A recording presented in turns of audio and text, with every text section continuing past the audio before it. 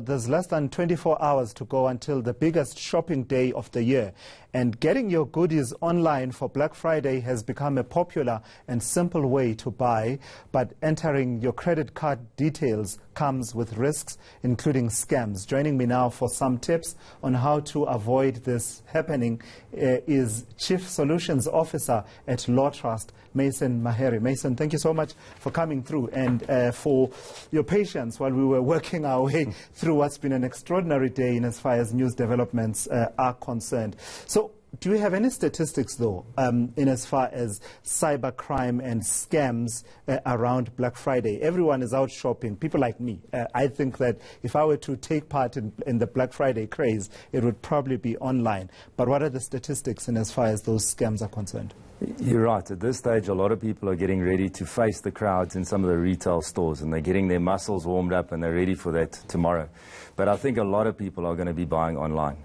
Cybercrime is just one of those rules of nature that when there's money, there's also criminals, and you have to remember that.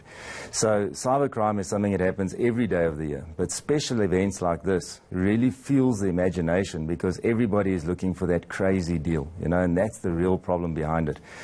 We pride ourselves in Johannesburg or Joburg that we streetwise, you know, we streetwise. So if I come to you on the street and I say, here's a gold Rolex and it's $1,000, you are probably going to be all kinds of suspicious. You know, you're going to scrutinize it, you're going to look at me, you're going to do all those things.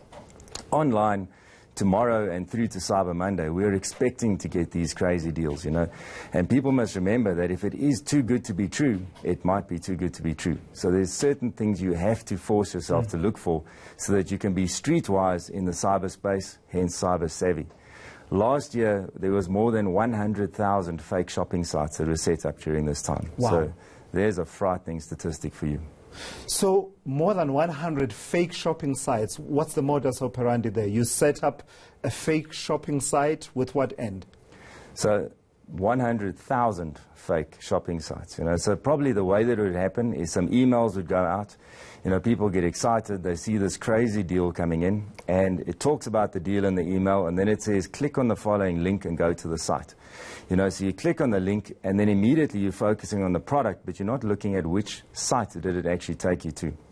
If you go to one of the well-known sites like Amazon or Takealot in South Africa, those sites will be secured by an SSL certificate. So you see that in your browser with a little yellow padlock, and that's one of the things that we as Lawtrust actually issue.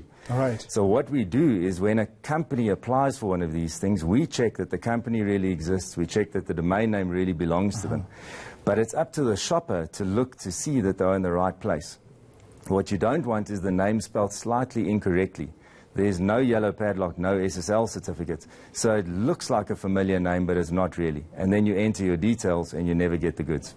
So looking out for that, then you take me to my next question about what a consumer does to avoid falling prey to some of these tactics. And I imagine from what you just described that looking for that, what's an SSL certificate and that yellow padlock? Where exactly on the website should I be looking?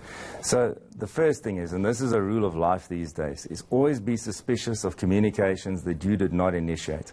So if an email comes in, it has a link to another site in there, be suspicious. You know, far better if you're going to buy something, for argument's sake, on Takealot, go to your browser, type in Takealot yourself and go to the right place and then search for the product. So that's the first thing. Be careful of messages that you did not initiate yourself, and wherever possible, type in the URL yourself.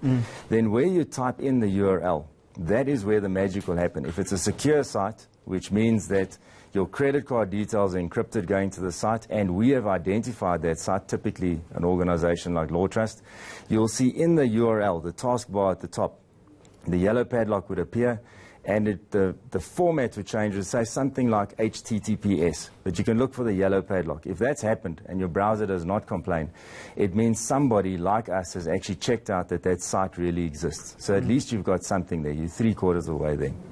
All right, Mason, thank you so much for coming through and sharing those insights with us. Absolutely critical, as some people will be going out to spend ahead of Black Friday. Mason Mahere, who is the Chief Solutions Officer at Lawtrust, joining me here for that conversation.